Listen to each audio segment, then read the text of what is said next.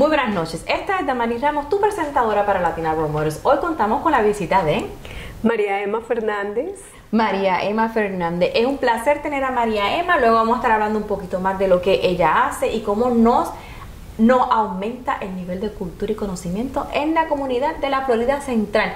Hoy es acerca de tu historia. Quiero saber un poco más de ti, de dónde vienes, cómo es que desarrollas el quién eres hoy y pues el futuro está por verse y estamos contigo para trabajarlo juntas. Bueno, yo vengo de los Andes colombianos, de un pueblito en el centro de Colombia, muy cerquita de Bogotá, la capital, se llama Sopó, Cundinamarca. La traducción de los muiscas quiere decir roca fuerte. Okay. La gente de este pueblo generalmente es muy apasionada. Luego ya voy a Bogotá a estudiar. ¿Tu infancia fue en Sopó? Y sigo conectada, toda mi familia vive allá. ¿Qué recuerdas de allá, de tu infancia? La alegría, la felicidad, el verde, las montañas, el calor de hogar, el vino caliente, mi mamá, poeta, escritora, mi papá, un hombre luchador de negocios, buscaba aquí, buscaba allá. ¿Te criaste con hermanos, hermanas? Sí, tengo 5 hermanos, 4 hermanas y un hermano, somos 6. Nos queremos mucho. Eso fue una familia grande. Una familia grande, vivíamos entre Bogotá y Sopó, en la finca, con los animales, en la ciudad, con el teatro, los espectáculos. Siempre desde pequeños nos llevaron a todo lo cultural. En la casa se hacían bohemias, o sea, nací en ese medio. Eso nos ayuda a entenderte mucho y a saber de dónde viene esa pasión. Es una pasión que se cultivó desde tu infancia. Sí, mi mami era poeta, nos llevaba a la Casa Silva, al Teatro Colón, o sea, los sitios importantes que había en Bogotá donde se hacía el teatro. Nos mandan a Inglaterra a estudiar inglés. ¿A qué edad? A los 15 años. Luego vuelvo de Inglaterra. En Inglaterra fui en un viaje a París, estuve en 2-3 centros de cultura. Luego fui a Venecia, tomé de una vez perspectiva. Ya cuando llego a la Universidad Colombia, entro a estudiar artes. ¿Cuál era tu meta? Mi meta, más que todo, era profesora. Más que pintora, que artista, siempre me encantó enseñar. Ya me graduó en artes y me especializo en textiles. Me apasionan los textiles en el mundo, pero luego hago mi maestría en historia del arte y diplomacia.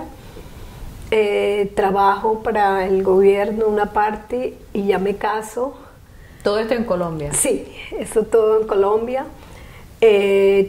Todavía no me caso cuando trabajo con las Naciones Unidas en Nueva York, en un proyecto buscando todo aquel que deja un arte y viene a los Estados Unidos, un proyecto hermosísimo en las Naciones Unidas, como por decir una costumbre, cómo se hacía un cesto en tu país y eres la última persona que tienes ese legado y se puede perder. Wow. Entonces en Naciones Unidas los entrevistábamos, les hacíamos un seguimiento.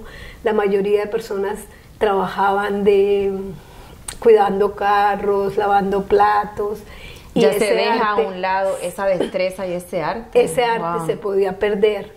Entonces tratábamos de... ¿Quién estaba promocionando ese tipo de Las actividad? Naciones Unidas. Wow. Tuve el privilegio de trabajar en Naciones Unidas.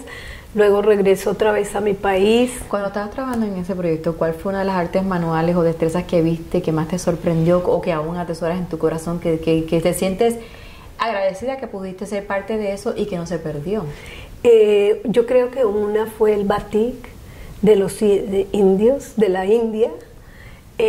Habla un poco de eso porque realmente no. El batik es una técnica que se hace con velas, se tapa la tela, se tiñe, se destiñe, pero ellos muchos lo hacen con sangre.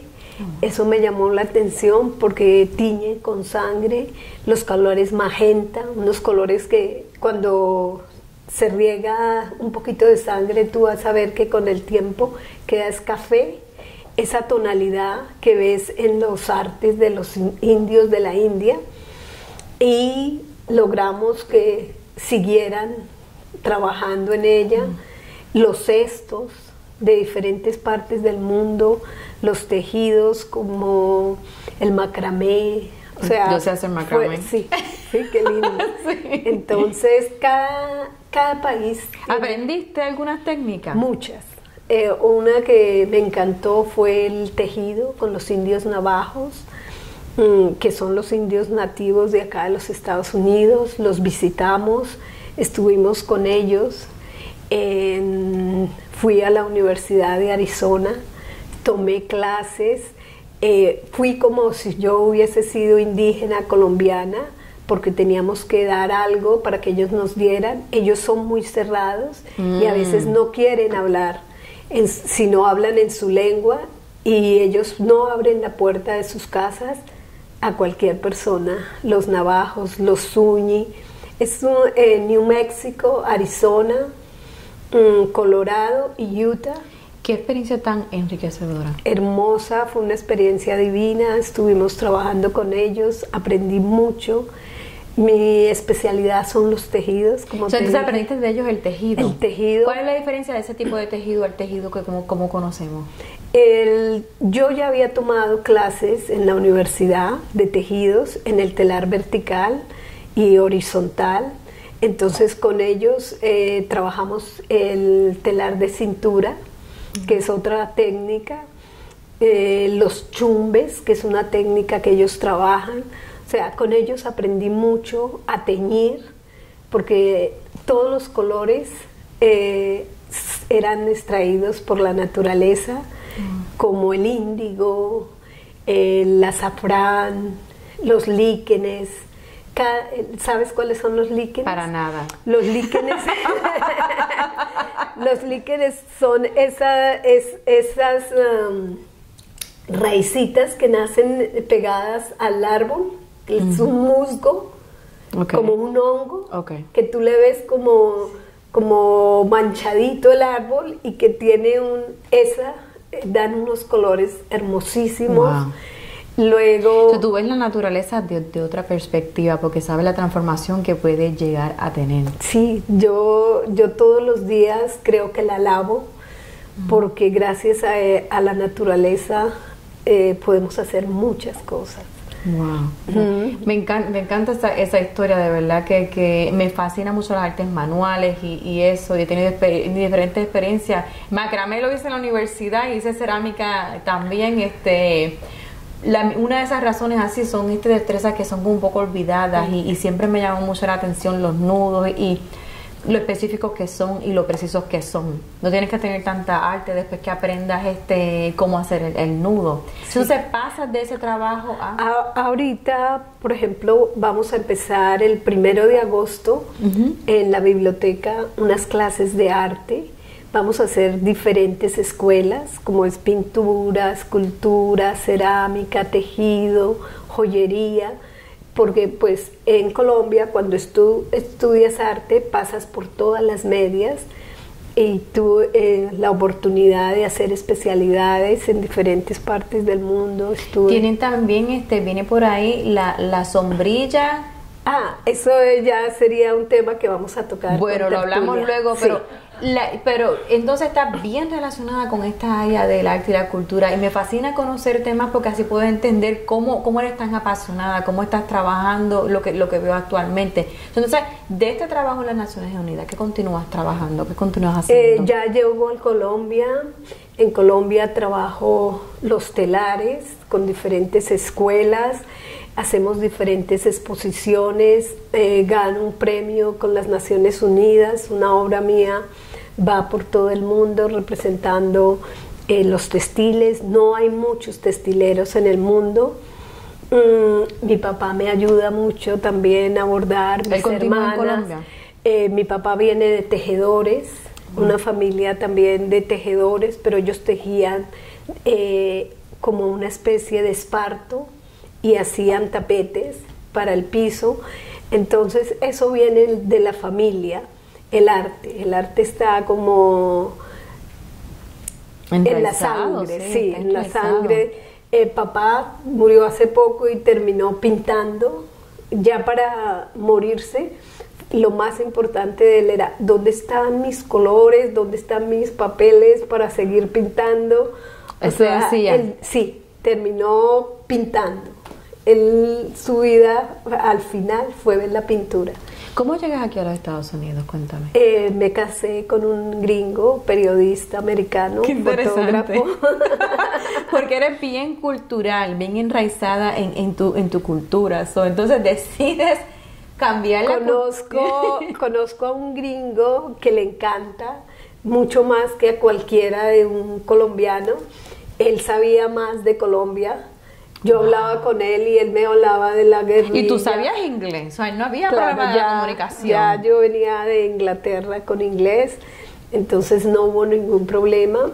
Yo lo contrato a él para ser fotógrafo en una búsqueda. Estábamos tras un artesano. Vamos a Boyacá, que le recomiendo a todo el mundo visitar Boyacá. Es uno de los lugares más hermosos del mundo.